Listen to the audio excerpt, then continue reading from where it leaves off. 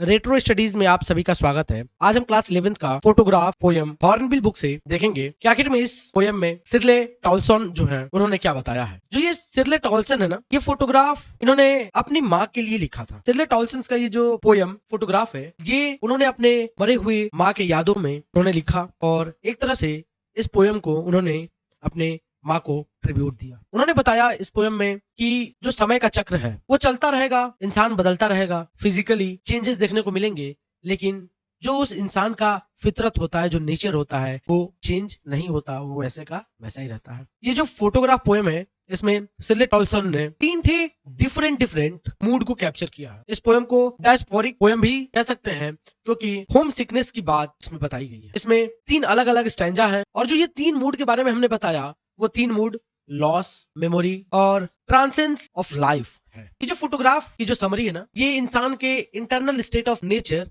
और जो momentary state होता है, जो एक मोमेंट होता है इंसान के जीवन में, उसको दर्शाता है। इसमें जो पोएटेस हैं वो अपनी माँ के फोटोग्राफ के बारे में डिस्क्राइब कर रही हैं। इस पोएम में उन्होंने ये भी बताया कि उनकी माँ जब अपने छोटे कजिन के साथ सी हॉलीडे पे गई थी तो वहां का जो सिनेरियो था कैसा था। इस पोएम में जो पोएटेस है वो उस समय की बात बता रही हैं जब उनकी माँ सी हॉलीडे के लिए अपने दो गर्ल कजिन्स के साथ गई होती है। साथ ही साथ पोएटेस यहाँ पे नेचर और ह्यूमन लाइफ के बारे में बताई है। किस तरीके से दोनों के बीच में कंट्रास्ट देखने को मिल जाता है। समय के साथ ह्यूमन का लाइफ चेंज होता जाता है, लेकिन नेचर वैसे का वैसे ही रहता है। जो पोएटेस है उनको याद आता है कि उनकी माता जी जो थी वो किस तरीके से हंसा करती थी इस फोटोग्राफ को देख के, और उसके बाद बहुत ज्यादा डिसअपॉइंटेड हो जाती हैं कि उनका जो चाइल्डहुड रहता है, जो बचपन की मस्तियां रहती हैं, वो समाप्त हो चुका है। तो ये भी कहना चाहती हैं सी हॉलीडे जो था उनकी माँ का वो पास्ट था, लेकिन अभी की अगर बात करें तो उनके माता जी का हंसना पोएटेस के लिए क्या है, पास्ट है। अलग अलग टाइम पीरियड पे देखने को मिल रहा है कि पोएटेस की माँ और पोएट स्वयं,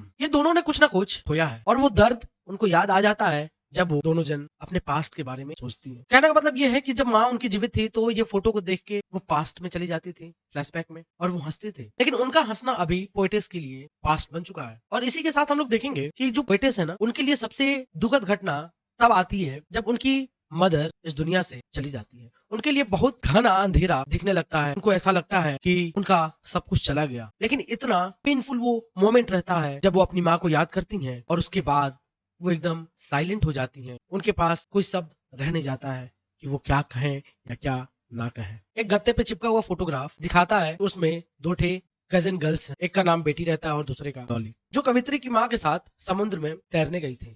उनमें से प्रत्येक जो यहाँ पे पोएटेस की माँ है, उनका एक एक हाथ पकड़ी हुई थी। उस समय जो पोएट की माँ थी वो 12 साल की थी और एक अंकल भी थे वहां पे उनके, जिनके पास एक कैमरा था, और वो तीनों कैमरा के सामने अपना फेस करके खड़ी हो गई। उन्होंने मुस्कुराने के लिए अपने बाल को एक तरफ किया और इस प्रकार से यह फोटोग्राफ तीन मुस्कुराते हुए चेहरे को प्रस्तुत करता है। कवित्री का माँ का चेहरा अत्यंत प्यारा है और ये जो कहानी कविता के माध्यम से बताई जा रही है, ये उस समय का है जब कवित्री जन्म नहीं ली थी। उनके पैर जो कि समुद्र के जल द्वारा थोड़े समय के लिए धोए जा रहे थे, उसी थोड़े समय में समुद्र का जो पानी था, जो जल था, उसके साथ भी फोटो क्लिक किया गया। और इस प्रकार से जो कवित्री है वो एक संकेत देती है कि समय बीतने के साथ साथ उनकी माता जी का जो चेहरा है वो भी बदल गया है। समय बीतने के साथ यूं कह लीजिए 20 या 30 वर्ष बाद कवित्री की माँ इस फोटो पे हंसती हैं। वह इस फोटो की तरफ संकेत करके याद दिलाती हैं कि जब वो समुद्र पर छुट्टी मनाने गई थी तब बेटी और डोली ने समुद्र तट के लिए स्वयं को किस प्रकार से वेशभूषा में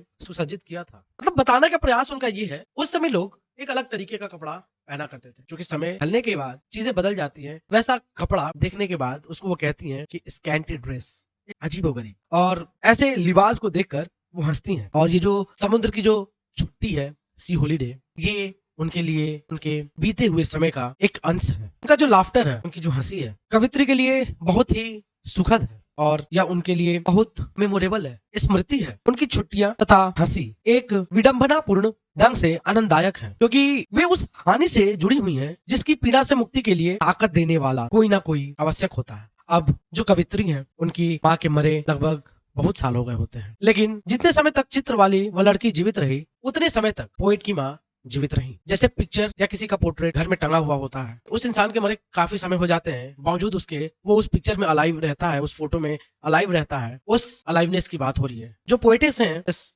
पोयम में वो अपने माँ के मृत्यु के विषय में कुछ कहने में बहुत ज्यादा असमर्थ हैं। जब उनको अपने माँ की याद आती है तो वो एकदम साइलेंट हो जाती हैं और उनके पास एक शब्द नहीं होता है कि वो कुछ कह सके। और इसी वजह से इस पोयम के माध्यम से जो पोएटेस हैं वो अपनी माँ को ट्रिब्यूट दे रही हैं और यह वह फोटोग्राफ है जो पोएट को साइलेंट कर देता है और द्रवित कर देता है, मतलब वो आंसुओं से लथपथ हो जाती हैं। इस पोयम में जो पोएट कंक्लूजन देना चाहती हैं वो ये है, ये जो मृत्यु है वो अनअवॉइडेबल है, मतलब मृत्यु ही सत्य है। मृत्यु कभी भी कहीं भी किसी को भी आ सकती है, इसलिए बेफिक्र होकर अपनी जिंदगी को जीना चाहिए और किसी प्रकार का कोई टेंशन नहीं लेना चाहिए।